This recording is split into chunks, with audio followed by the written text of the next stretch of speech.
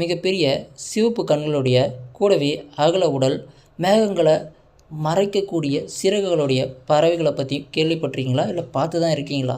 அப்படிப்பட்ட ஒரு பறவையை பற்றி தான் இன்றைக்கி பேச போகிறோம்.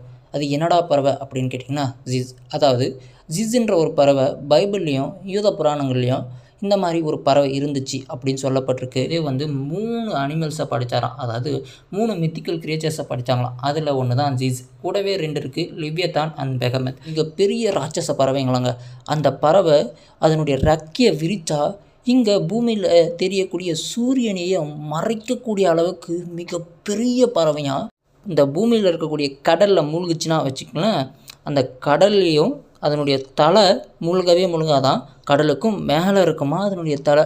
இப்படி தான் இது எல்லாத்த பற்றியும் நீங்கள் முழுசாக டீட்டெயிலாக தெரிஞ்சுக்கணும் அப்படின்னா கீழே ரிலேட்டட் வீடியோஸில் கொடுத்துருக்கேன்.